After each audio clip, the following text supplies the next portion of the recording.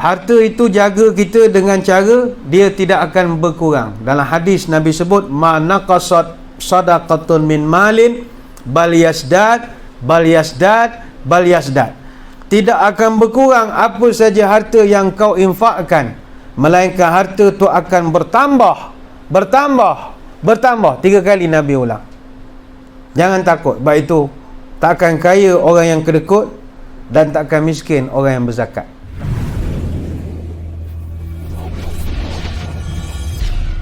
Assalamualaikum warahmatullahi wabarakatuh. Bismillahirrahmanirrahim. Alhamdulillah. Alhamdulillahi hamdan katsiran tayyiban mubarakan fihi kama yanbaghi li jalali wajhikal karim wa li 'azimi sultanik. Allahumma salli ala sayyidina Muhammad abdika wa rasulika nabiyil ummi wa ala alihi wa sahbihi wa sallim. Subhanal malikil qudus. Allahumma inna na'udzu biridhaka min sakhatika wa bimu'afatika min 'uqubatika wa na'udzu bika minka la nuhsi sana'an 'alaika anta kama asnaita 'ala nafsik. Allahumma innaka 'afuwun tuhibbul 'afwa fa'fu 'anna. Terima kasih yang berusaha saudara pengacara majlis. Yang saya hormati Yang Hormat Datuk Haji Halidan bin Mat Daud, Pengurus Besar Kanan Pusat Kutipan Zakat Pahang. Yang saya hormati Tuan Haji Zahidi bin Haji Hussein, Pengurusi Jawatankuasa Perhubungan Angkasa Negeri Pahang. Yang dihormati juga Tuan Haji Azhar bin Hamzah, Pengurus Besar Bahagian Pengurusan dan Pembangunan Syariah Angkasa. Seterusnya yang dihormati juga Puan Syairah binti Muhammad, Penolong Pengarah Kanan Suruhanjaya Koperasi Malaysia Negeri Pahang. Yang diraihkan juga Al-Fadhil Ustaz Muhammad Azhari bin Ahmad, Pengurus Unit Pematuhan Syariah, Pengurusan dan Pembangunan Zakat Angkasa. Seterusnya Encik Muhammad Solehuddin bin Zulkifli, Ketua Bahagian Pembangunan Koperasi Malaysia Negeri Pahang. Saudara saya Al-Fadhil Ustaz Haji Muhammad Azmi bin Haji Osman, Pengurus Zon Timur Pusat Kutipan Zakat Pahang. Seterusnya semua para urus setia Iftar Ramadan bersama Koperasi Wilayah Kuantan, tuan-tuan guru, para alim ulama, para kooperator, para puasawan, para pelayar yang menonton siaran pada petang ini, moga-moga dirahmati Allah. Syukur kita dapat bertemu dalam Iftar Ramadan bersama Koperasi Wilayah Timur, Anjuran Suruhanjaya Koperasi Malaysia Negeri Pahang, Angkatan Koperasi Kebangsaan Malaysia Berhad dan PKZ Zon Timur. Pada kesempatan petang ini, kita akan sembang santai tentang perkara-perkara yang boleh membawa manfaat kepada kita bersama. Pertamanya, saya bersyukur dapat berkumpul petang ini bersama para kooperator. Kooperator ini adalah salah satu daripada bidang yang semakin diperlukan, khususnya dalam konteks tanah air kita. Sebab itu koperasi itu sendiri ataupun kooperatif adalah terjemahan secara langsung daripada perkataan kooperatif. Kooperatif itu sendiri berasal daripada perkataan Latin, iaitu cooperari. Co maknanya bersama, operari bekerja. Artinya dalam konteks para kooperator dan juga koperasi, mereka adalah bangsa yang bekerja bersama-sama, tidak bergerak secara bersendirian. Dan Alhamdulillah, berdasarkan perangkaan gerakan koperasi setakat Jun 2020, itu je saya sempat cari. Kalau rujuk laporan interim statistik gerakan koperasi laporan prestasi setengah tahun 2020, mungkin ada yang baru. Bilangan koperasi di negara kita ada, setakat yang saya ada, 14,668 buah koperasi dengan keanggotaan seramai 6,101,716 orang, dengan perolehan sebanyak 22 bilion dan dengan aset sebanyak 141 bilion. Ini satu pemilikan yang begitu besar sekali. Namun hadirin hadirat sekalian, sayang 1000 kali sayang, dengan aset 141 bilion itu, Namun kurang lebih kita melihat banyak lagi kekurangan-kekurangan, khususnya kalau kita nak melihat daripada segi kerohanian dan keagamaan. Saya ambil contoh daripada segi masjid yang terlibat dengan koperasi. Hanya 938 saja daripada keseluruhan 6,230 masjid di seluruh negara, ataupun 0.07% saja masjid yang berani nak menubuhkan koperasi. Setakat data yang kita terima, 938 buah koperasi karya masjid dengan 30,076 keanggotaan telah pun didaftarkan di seluruh Malaysia, termasuklah dengan penubuhan konsortium koperasi karya masjid yang telah didaftarkan di atas konsortium koperasi karya Masjid Malaysia Berhad ataupun Konsormas, yang mana keanggotaannya adalah terbuka kepada seluruh koperasi karya masjid ataupun surau di seluruh negara, tapi keanggotaannya masih sedikit lagi. Yang ini kita akan bincangkan pada pertemuan lain, mengapakah masjid begitu susah sekali untuk nak menubuhkan koperasi di masjid masing-masing. Tapi dari satu perspektif yang lain juga kita melihat, walaupun aset koperasi di Malaysia ini mencecah 141 bilion, namun duka cita zakat perniagaan masih begitu ketinggalan berbanding dengan zakat pendapatan. Saya tak pasti figure yang terbaru, tapi zakat pendapatan biasanya lebih kurang, biasanya lah dalam 50%, tapi zakat perniagaan itu lebih kurang dalam 35% saja. Mungkin ada perubahan dari segi data. Mungkin zakat pendapatan biasa mencecah 220 juta, tapi zakat perniagaan lebih kurang dalam 90 lebih juta saja. Sedangkan zakat perniagaan adalah zakat yang wajib dikeluarkan daripada harta perniagaan. Sama ada perniagaan yang berasaskan persendirian, perniagaan yang berasaskan perkongsian sesama dengan Islam ataupun bukan Islam, ataupun perniagaan apa juga jenis syarikat, termasuklah juga koperasi ataupun perniagaan saham dan sebagainya lagi. Dia koperasi ni dia ada banyak perniagaan dia.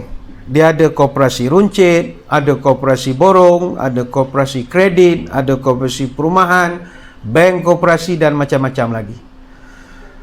Moga-moga dengan pertemuan kita pada petang ini dapat menyuntik semangat sebahagian daripada kita untuk cepat-cepat mengeluarkan zakat perniagaan, yang mana kita nak sama kongsi pada petang ini. Kita nak cari keuntungan bukan sekadar di dunia, tapi membawa ke akhirat. Sebab itu bagi orang Islam, kepercayaan kepada hari akhirat ataupun sense of the end ini amat penting. Orang Islam dia malas macam mana pun, tapi bila dia ingat syurga neraka, dia ada semangat. Dia malas nak sembahyang tarawih 20, malas sungguh dah, tak larat. Tapi ngenangkan biarlah penat di dunia, tapi berehat dalam kubur. Dia penatlah di dunia. Maka begitu juga dalam kehidupan sehari-hari, harta kita ni di sisi Allah tak ada nilai. Hebat macam mana pun koperasi. Saya sendiri adalah pengurusi koperasi pegawai-pegawai Masjid Negeri Pahang.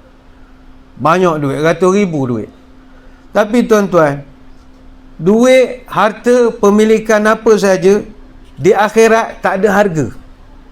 Di padang mahsyar esok, kita selaku LK, ahli lembaga koperasi ataupun pengurusi koperasi, Allah tak peduli buat awak di dunia lu berapa, awak berjaya buat hotel ada berapa, lantak awak lah. Itu awak kejayaan awak di dunia.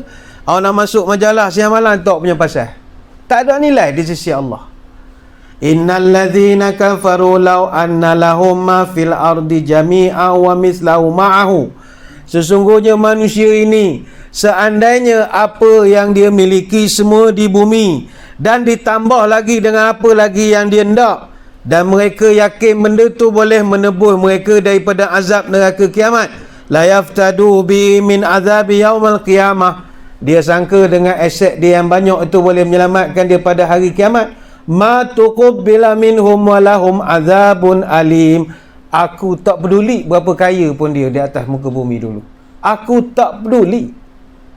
Aku peduli apa?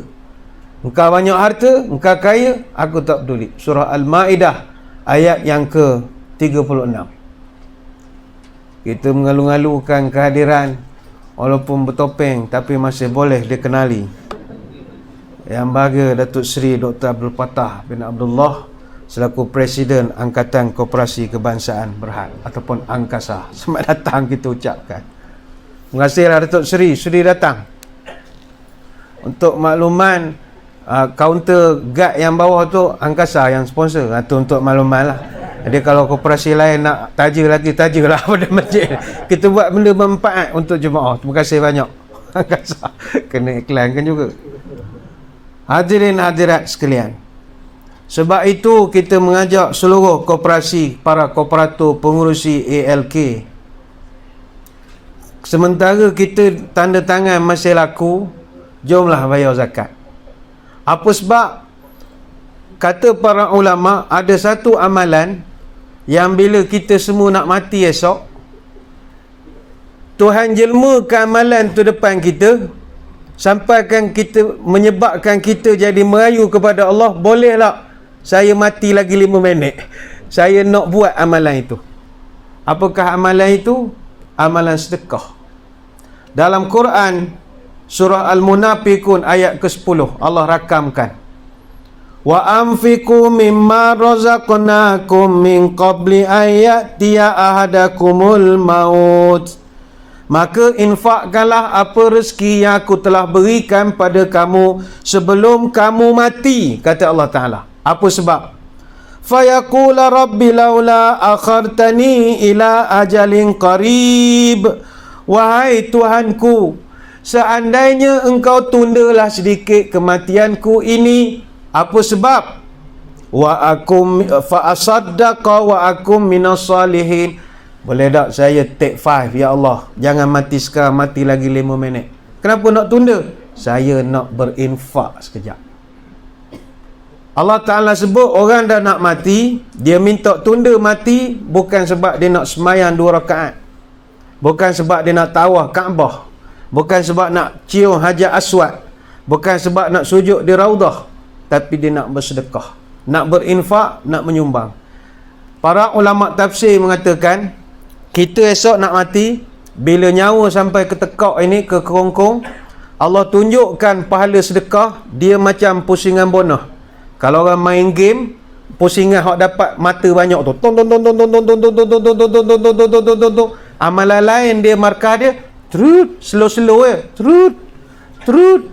Tapi bila bab puasa, keluar saja akaun puasa, tu. Ni tuan-tuan biasa main game zaman-zaman dulu lah, main game kat kedai RM1 tu. Hak muda ni main PUBG ni tak ada sangat kutip-kutip mata begitu. Tu. Jadi kita hak nak mati, ruginya ngapalah aku tak sedekah dulu, ngapa aku tak menyumbang. Jadi dia pun berdoa, ya Allah boleh tangguh sekejap, nyawa ni undur balik. Saya nak hidup semula, saya nak pergi bayar zakat, nak tolak duit, nak bayar wakaf, macam-macam. Kan kita sambung mati semula. Sampai begitu. Maka hadirin hadirat para kooperator sekalian, sebelum sampai masa itu yang penuh dengan penyesalan, maka marilah kita membayar zakat. Harta kita ini, segala pemilikan harta kita ini, kita nak bawa ke akhirat. Sebab itu ada satu petikan makalah, as-sadaqatu idza kharajat min yadi sahibha takallamat bi 5 kalimat. Sedekah ini bila dia keluar daripada poket kita, sumbangan yang kita bayar keluar daripada poket kita, sumbangan itu akan bercakap dengan 5 kata-kata, 5 kalimat. Apakah dia? Pertama, kuntu saghiratan fakabbartani. Wahai Tuan, dulu saya sedikit tapi sekarang nilai saya jadi banyak. Apa artinya? Tuan-tuan tengoklah mana-mana koperasi yang bila mereka mula berzakat, automatik koperasi itu akan jadi berkat. Saya tak pasti data terkini di negeri Pahang. Mungkin rakan-rakan dari PKZ boleh kongsikan berapa sekarang ni koperasi yang aktif di Pahang yang berzakat. Dulu tidak banyak, mungkin dalam 35% begitu saja. Data terkini saya tidak pasti. Tapi kalau kita lihat Mana-mana koperasi yang berzakat, dia punya tahap keberkatan dari segi keuntungan luar biasa. Kita ambil contoh misalnya yang istiqamah dulu-dulu LKPP misalnya, ataupun Kosma. Mula-mula mereka zakat sedikit saja, tapi lepas 10 tahun, 11 tahun, 13 tahun, boom, meletup luar biasa sekali. Tengoklah mereka miliki bagai-bagai benda di Bandar Kuantan ini.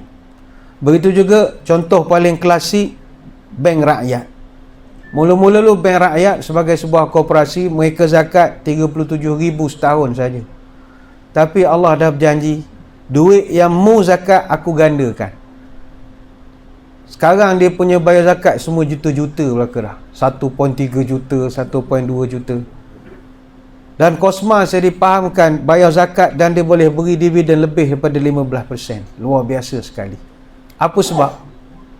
Zakat. Zakat itu bawa berkat. Dan ini bukan percakapan kita, tetapi dijamin oleh Allah Subhanahu wa taala. Wa ma anfaqtum min syai'in fahuwa yukhlifuh. Apa saja yang kamu keluarkan untuk belanja kepada orang-orang yang aku dah tentukan 8 orang ini, aku ganti balik. Sebab duit itu duit aku. Engkau jadi wakil push saja. Tolong agihkan kepada orang yang memerlukan. Jadi kalau tuan-tuan nak membayar zakat misalnya, dia zakat ini agak teknikal. Saya sendiri bukan orang bidang zakat, tak dapat nak terangkan secara teknikal. Sebab dia ada formula dia lah. Kalau syariah, kalau yang syariah ni dia current asset tolak liability. Maknanya tanggungan semasa dalam tahun berkenaan, maka dia akan zakatable, kita panggil. Dia boleh dizakatkan.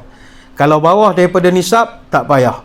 Dan kita keluar zakat mesti ikut taksiran, bukan ikut peruntukan dan keputusan lembaga mesyuarat atau lembaga koperasi. Tak boleh. Dia ada kira-kira dia.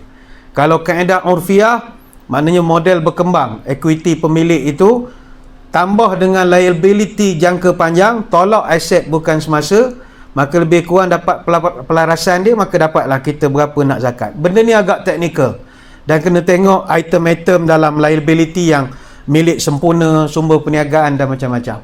Dan tuan-tuan beruntung sebab hari ni rakan-rakan daripada PKZ ada, jadi mereka terus boleh tunjukkan kepada kita.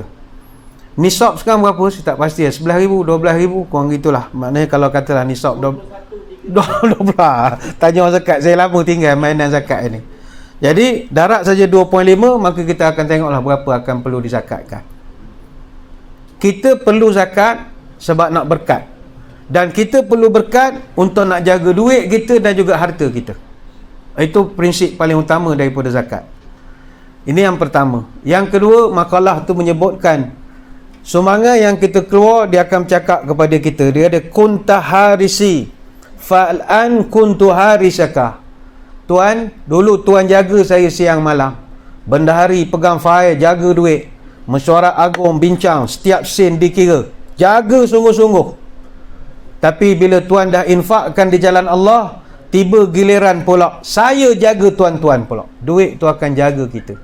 Jaga dari segi apa? Kata para ulama, setiap harta yang diinfakkan, dizakatkan, diwakafkan, disedekahkan, dia akan jaga kita daripada dua perkara. Pertama, jaga kita daripada penyakit. Percayalah orang banyak menyumbang, insya-Allah penyakitnya dikurangkan oleh Allah. Sehingga kan dalam hadis Nabi sebut, "Dawu mardakum bis sadaqah." Ubatilah orang yang sakit di kalangan kamu dengan banyakkan bersedekah. Cerita kata para ulama, pernah satu ketika ada orang jumpa dengan Ibnul Mubarak. Ibnul Mubarak ni guru kepada Imam Bukhari. Orang jumpa dia tanya, "Tuan guru, saya ni sakit, ada luka di lutut, 7 tahun tak sembuh-sembuh. Apa perlu saya buat untuk mengubati luka ini?" Maka kata Ibn Mubarak beginilah, tuan cari sebuah kampung yang selalu putus bekalan air, buatkan satu telaga dan niatkan setiap kali orang kampung ambil air, sembuhkanlah penyakit. Dan orang ni buat, ternyata luka dia sembuh dengan izin Allah. Sebab itu menyumbanglah di jalan Allah, Allah akan jaga kesihatan kita. Dawu mardakum bis sadaqah. Yang kedua, harta itu jaga kita dengan cara dia tidak akan berkurang. Dalam hadis Nabi sebut, ma naqasat sadaqatun min malin bal yasdad bal yasdad bal yasdad. Tidak akan berkurang apa saja harta yang kau infakkan, melainkan harta tu akan bertambah, bertambah, bertambah. 3 kali Nabi ulang. Jangan takut. Sebab itu takkan kaya orang yang kedekut dan takkan miskin orang yang berzakat. Takkan miskin. Belum pernah kita jumpa GLC, konglomerat, syarikat atau individu yang jatuh miskin kerana bersedekah, berzakat, berinfak, berwakaf. Tidak pernah. Dan tidak juga kita jumpa orang yang boleh kaya raya sebab kedekut. Tak juga. Dia menumpuk harta siang malam, tidak juga menjadikan dia kaya. Lalai duit dia habis, tipu dia anak dia, tipu dia kontraktor, tipu. Habis begitu juga. Lalai habis juga. Tidak kaya orang yang kedekut, takkan miskin orang yang berzakat. Ini janji Allah. Itu yang kedua. Yang ketiga, makalah tu menyebut, duit bercakap pada kita. Kuntu aduwaka fa ahbabtani. Tuan, dulu kita bermusuh, sekarang kita jadi kekasih. Apa artinya? Kata ulama, harta kita, anak kita musuh. Innama amwalukum wa auladukum fitnah wallahu indahu ajrun azim. Surah At-Taghabun ayat yang ke-15 Allah Ta'ala sebut, ingatlah harta awak, anak awak itu fitnah, ujian pada awak. Apa makna fitnah? Kita pada hari kiamat nanti, anak kita, dia akan nyalahkan kita kalau dia tak dapat masuk surga. Dia fitnah kita. Sebab kita siang malam duduk masjid sibuk, anak-anak tak tahu semayang ataupun tidak, duduk di rumah. Jadi bila kita mati, kita okey lah, tak ada masalah. Tapi anak kita nanti pada masyarakat dia akan salahkan kita. Malaikat tanya, ngapa tak semayang? Ayah saya tak percaya saya. Ayah saya dia buat hari dia je. Kita dah nak masuk surga, dah check in dah masa itu. Tapi sebab anak kita nyalah kita, tarik balik. Dia jadi fitnah pada kita. Sama juga harta. Harta juga, kita ni dah lebay sangat dah, songkok piah atas kepala. Tapi sebab harta ni ada tak betul cara mengurusnya, cara dapat tak betul, cara belanja tak betul, membazir ke, ada riba, macam-macam lah. Campur, tidak sumbang, tidak berzakat dan macam-macam. Harta ni akan nyalahkan kita dan menyebabkan kita jadi tak masuk surga dengan cepat. Masuk lambat lah, kena audit, macam-macam perkara. Tapi kata duit ni tadi, bila tuan dah sedekah ataupun zakat ataupun infak, tuan jadi kekasih saya. Dia sedekah, zakat, infak, dia penyelamat daripada 2 perkara. Pertama membazir, kedua tamak. Contoh, tuan-tuan pergi bazar Ramadan, beli segala makanan, itu dikira membazir. Kita rumah duduk berdua, tapi makanan ada 10 plastik beli. Orang akan kata kita membazir. Tapi kalau tuan-tuan beli 10 plastik sebab niat nak sedekah, tidak salah. Itu kelebihan sedekah, infak, zakat. Pada mata orang nampak membazir, tapi di sisi Allah itu barakah. Agama paling tak suka 2 perkara. Pertama, orang hak membazir, pergi bazar Ramadan membazir. Yang kedua, agama tak suka orang kedekut. Kedekut. Sebulan Ramadan sekali pun dia tak pergi bazar. Tu kedekut namanya. Bantulah orang berniaga sikit. Bumi Putra anak muda kita, kalau semua orang duk terajang dia belaka khabar ni setan lah, ini bazir dan macam-macam. Macam mana dia nak hidup? Bantu mereka. Sekali pun tak pernah. Kurang-kurang belanja orang makan di bazar Ramadan. Kurang begitulah. Kedekut agama tak suka, bazir pun tak suka. Tengah-tengah adalah berinfak. Orang infak dia selamat. Baik itu kata ulama, orang bazir ni adalah dia badan saiz S, beli baju XL, membazir. Sebab tak ada manfaat. Tapi kalau dia badan S, beli baju XL, niat nak sedekah, tak ada dosa. Maka bila kita berzakat, bersedekah, berinfak, duit tu tak jadi musuh pada kita. Tu yang ketiga. Yang keempat, duit tu bercakap, kuntu faniyatan fa'abqaitani. Wahai tuan, dulu saya ni fana, tak ada nilai. Tapi sekarang fa'abqaitani, saya bersifat baqa', iaitu kekal. Kekal dari segi apa? Kekal sampai ke akhirat. Duit kalau kita beli, dia habis begitu sajalah. Tuan-tuan beli air RM2 minum, habislah RM2 itu. Tapi RM2 kalau sedekah dia jadi lain. RM2 kalau zakat jadi lain. Saya ambil contoh. Kenapa kita lebih sokong tuan-tuan buat zakat berbanding dengan sedekah? Sedekah ni manfaatnya tak lama. Kalau kita jumpa gelandangan, bagi dia RM2. Dia beli air, dia minum. Dia minum, hilang dahaga, kita dapat pahala. Tapi nanti dia dah buang balik air tu, habislah manfaat tu habis. Tapi kalau zakat, apatah lagi wakaf, itu sampai bila-bila, dia jariah. Sebagai contoh macam tuan-tuan berzakat, dengan perolehan daripada zakat, Majlis Agama Islam dia akan kumpulkan segala perolehan daripada zakat ini, dia akan salurkan kepada asnaf yang memerlukan. Salah satu daripada asnaf yang memerlukan adalah pelajar-pelajar yang sedang belajar. Sebagai contoh, saya dulu mengaji di Mesir. Mesir ni tuan-tuan, Majlis Agama beli satu bangunan. Bangunan ni dia beli di Abbas Akkad, kawasan elit lah di Kairo itu. Anak-anak Pahang yang tak mampu semua dapat menyewa di situ. Sebab bandar raya Mesir ataupun Kairah ni mahal sewanya. Tapi disebabkan ada Majlis Agama beli bangunan, anak-anak Pahang khususnya boleh menyewa di situ dengan kadar yang begitu murah. Murah sangat. Belajar pun dekat, tempat duduknya begitu baik sekali, kemudahannya, air panas pun tak payah nak beli macam-macam. Bayangkan berapa pahala tuan-tuan dapat. Dia orang duduk di sana belajar agama, talaki lagi bagai-bagai. Ini dia panggil multiplier effect. Dia orang pergi ke sana belajar agama, hasil daripada dana yang didanai oleh kita. Maka selagi benda tu berjalan, selagi itulah tuan-tuan dapat pahala besar. Zakat Negeri Pahang ni banyak guna untuk tolong orang-orang yang memerlukan. Misalnya ada musibah, ada bagai-bagai lah, semua daripada saluran zakat itu. Teringat saya kisah Durratun Nasihin. Dalam kitab Durratun Nasihin, ni sebagai penghujung lah, ada satu kisah, ada 3 orang laki-laki, 2 orang laki-laki bergaduh depan surga, nak menentukan siapa yang paling layak masuk surga lebih cepat daripada orang lain. Jadi bergaduh lah. Datang malaikat, selesaikan. Kenapa kamu bergaduh? Kata lelaki yang pertama, tuan, dalam ramai-ramai ni, yang paling layak masuk surga paling cepat saya lah. Malaikat tanya, tuan ni siapa? Saya dulu Haji Mabrur. Haji Mabrur lah patut layak pada orang lain. Malaikat tanya, minta maaf nak tanya, cik tahu mana orang Haji Mabrur ni layak masuk cepat pada orang lain? Saya dulu kursus haji 17 siri. Penceramah tabung haji tu ajar kami, kalau buat haji elok-elok dengan ilmu yang betul, niat yang betul, sumber yang betul, buat baik-baik. Saya buat semua yang tabung haji pesan. Saya buat dengan ilmu yang betul, saya ikhlas. Saya duduk di Mekah, saya tak mengata tabung haji. Itu yang paling mustahak sekali, syarat mabrur tidak mengata tabung haji. Walaupun bah lambat 4 jam, jangan ngata. Saya tak ngumpat siapa-siapa pun. Jadi ni saya dapat haji mabrur, encik. Jadi apa jawab malaikat? Ginilah tuan, minta maaf lah ya, tuan dapat haji mabrur sebab pergi kursus. Kalau tuan tak pergi kursus, tuan tak tahu pun kan nikmat haji mabrur ni. Jadi boleh tak saya cadangkan kita bagi penceramah tabung haji tu dulu masuk? Kerana gara-gara dia, tuan jadi semangat. Boleh tak setuju? Pakcik ni termenung. Okeylah, saya kompromi, bagilah penceramah tabung haji tu dulu masuk. Malaikat panggil orang kedua, orang muda, ngapa bergaduh ni? Tuan, saya ni mati syahid fisabilillah. Patut saya lah masuk dulu.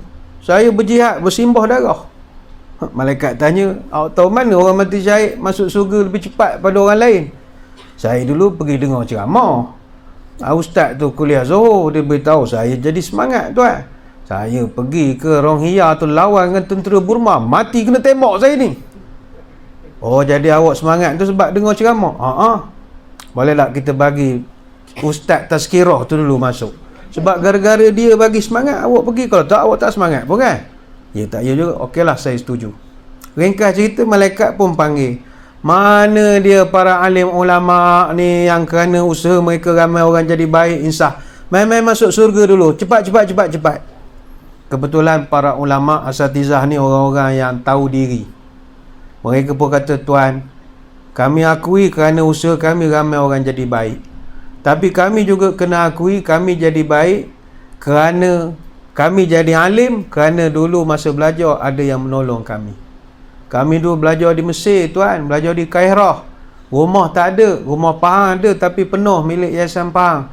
Nasib baik Majlis Agama ada rumah yang berasal daripada sumbangan wakaf dan zakat rakyat negeri Pahang. Kami dapat duduk rumah tu dengan bayaran yang begitu murah sekali. Kami belajar 4 tahun, ada pula kelas pengajian, ditanggung pula oleh Majlis Agama dengan duit zakat. Kami talaki Quran, kami jadi orang alim, kami balik ke Malaysia, kami jadi Al-Hafiz. Majlis Agama bagi peluang allowance untuk insentif hafal Al-Quran. Orang hafal 10 juzuk sekian, 20 juzuk sekian, ada peluang allowance-nya, ada interview-nya, ada allowance-nya. Kami jadi peluang imam. Imam peluang ada allowance peluang pada Majlis Agama yang juga diambil daripada duit-duit zakat, wakaf dan sedekah. Kemudian kami ni semuanya kami dibantu oleh orang. Jadi kami jadi begini kerana orang membantu kami. Maka apa kata malaikat? Okeylah, kalau begitu mana dia pembayar-pembayar zakat, orang-orang yang dulu bersedekah dan berwakaf, masuklah kamu ke dalam surga lebih cepat daripada orang lain. Tuan-tuan sekalian, kita kalau nak masuk surga kerana haji mabrur, belum tentu. Haji mabrur ni bukan senang nak dapat. Tanda haji mabrur bukan semasa di Mekah, masa dah balik ke Malaysia. Baik itu orang kalau masa di Mekah hari-hari pergi Masjidil Haram, balik ke Malaysia haram pergi masjid, tak mabrur lah jawab, berdoa je. Orang kuarantin 5 hari je, dia dah 5 tahun dah. Tarawih tak pernah jumpa. Contoh saja. Kita nak jadi orang mati syahid. Mati apa? Mati syahid. Mati takut, mati syahid. Takut mati hari-hari makan ubat, takut. Saya ingat musim-musim orang COVID, takut ke COVID. Ni tahan sikit lah, berani dah sikit. Tahun 2020 hari tu bulan 3, punyalah orang takut ke COVID ya. Pergi sisi minyak, di stesen minyak, pegang nozzle tu rasa mati dah. Pegang nozzle, meninggal dah aku ni sekarang. Baru pegang tu takut dah, punyalah takut. Masa tu tak ada ilmu sangat kita. Pergi ke kedai, beli barang, balik, susun duit tepi longkang, takut, susun. Basuh dulu, seru, jemur pula lagi, punyalah takut masa itu. Masa saya tengok ramai orang lelaki kalau pergi pasar, sebab masa tu ketua keluarga boleh keluar, semua keluar pakai jubah belaka, tak ada pakai baju dengan seluar. Nampak sangat balik ke rumah, belum boleh masuk rumah, buka jubah dulu, tinggal seluar pendek.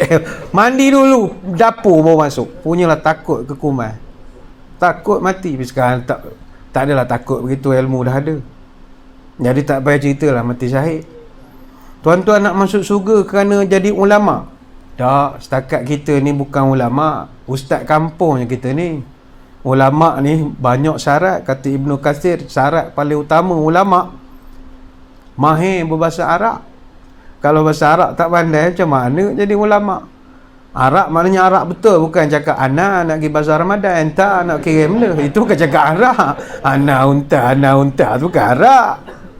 Full swing 100% Arabic. Sebab Quran bahasa Arab, sumber primer semua bahasa Arab, hadis bahasa Arab, kitab-kitab turah bahasa Arab. Jadi tuan-tuan tak payah pening, masuklah surga jadi penyumbang. Jadilah orang yang berzakat, berinfak, bersedekah. Kita akan masuk surga lebih cepat pada orang lain. Berapa nak berzakat ustaz? Lagi banyak, lagi bagus. Dulu zaman Nabi Sulaiman, dia arahkan semua rakyat dia datang beri sumbangan pada negara. Nabi Sulaiman ni kaya, dia boleh je tak agak duit pada rakyat dia. Tapi tak, dia nak ajar, mu kena tolong sama sendiri. Aku boleh bagi duit. Nabi Sulaiman ni bapak kaya ni. Dia panggil rakyat dia, sumbang sikit seorang, kumpul kita tolong sama kita. Jadi kan rakyat Nabi Sulaiman ni termasuklah haiwan. Jadi dalam riwayat disebutkan, datanglah gajah. Gajah datang bawa kerbau, sumbangan dia pada istana, pada negara. Kerbau pun datang juga, bawa kambing. Letak depan Nabi Sulaiman. Kambing pun datang, bawa ayam, sumbangan. Ayam pun datang, bawa belalang. Belalang pun datang, bawa semut. Beratur depan Nabi Sulaiman, nak nyumbang. Kebetulan gajah duduk sebelah belalang. Belalang bawa semut, gajah bawa kerbau, tak balance sumbangan tu. Jadi bila macam kita lah majlis penyerahan zakat, orang juta-juta, kita RM30, tak jadi weh nak serah. Rasa tak apalah, saya serah PN tepi je lah, malu pula nak ambil gambar, sebab kita rasa kecil sumbangan kita. Baik tu orang tak berani bagi sebelah bank rakyat punya sumbangan, dia juta bagi kita. Berapa angka je. Jadi gajah dia duduk sebelah belalang, dia menganjing, belalang, semut je. Tengok kawan, kerbau, ini baru sumbangan. Awak kalau setakat semut, tak payah bagilah, balik je. semua belalang kecil hati. Percakapan mereka didengar oleh Nabi Sulaiman. Apa kata Nabi Sulaiman? Al-hadiyatu biqadril muhdi. Setiap pemberian mesti sesuaikan dengan berapa kekayaan yang awak miliki, dengan kemampuan. Kerbau, gajah datang bawa kerbau munasabah sebab saiz dia. Yang tak munasabah adalah belalang datang bawa kerbau, tak munasabah. Sumbangan awak lebih besar daripada diri awak, tak boleh. Mana tuan-tuan korporasi kecil, buat cara korporasi kecil. Jangan beragas macam bank rakyat. Dia ada label-label dia. Dan belalang bawa semut munasabah saiz dia. Yang lebih tak munasabah adalah kalau gajah datang bawa semut, tu kedekut namanya. Sebab itu sumbangan ikut taksiran, bukan keputusan ahli lembaga koperasi. Jadi saya percaya yang ada dalam majlis ni semuanya gajah-gajah semua. Jadi marilah kita, negeri pun negeri tok gajah, kita menyumbanglah cara gajah, mudah-mudahan. Sebenarnya banyak nak diterangkan, tapi banyak lagi acara-acara yang lain. Percayalah tuan-tuan, kita ada tetamu kehormat kita, kalau dengar ucapan daripada dia ni kan, saya ingat tak sedar kita terawih terus je ni kan, lupa nak buka, sedap ni semua. Dengar dia punya nasihat-nasihat dan celoteh ini, boleh beri semangat pada kita. Saya kira sekadar itulah sembang-sembang quality moment pada petang ni, sekadar mengisi masa. Sekali lagi saya mengucapkan ribuan terima kasih kepada seluruh rakan-rakan, khususnya di Koperasi Wilayah Kuantan ini, SKM Negeri, PKZ, termasuklah pihak angkasa yang sudi mengadakan pertemuan bersama para kooperator di wilayah Kuantan ini. Sekali lagi terima kasih kepada Yang Berbahagia Datuk Seri Dr. Abdul Fattah bin Abdullah selaku Presiden Angkasa Berhad, dan juga kepada Yang Berbahagia Datuk Haji Halidan Mimat Daud, Pengurus Besar Kanan PKZ Pahang, dan bahagia Pengarah Suruhanjaya Koperasi Malaysia Negeri Pahang atas kesediaan bergabung bersama kita pada petang ini. Sekadar itu, selamat berbuka puasa selepas pada ini. Sebarang kekurangan harap dimaafkan. Wabillahi taufik wa hidayah. Wassalamualaikum warahmatullahi wabarakatuh. Wallahu a'lam.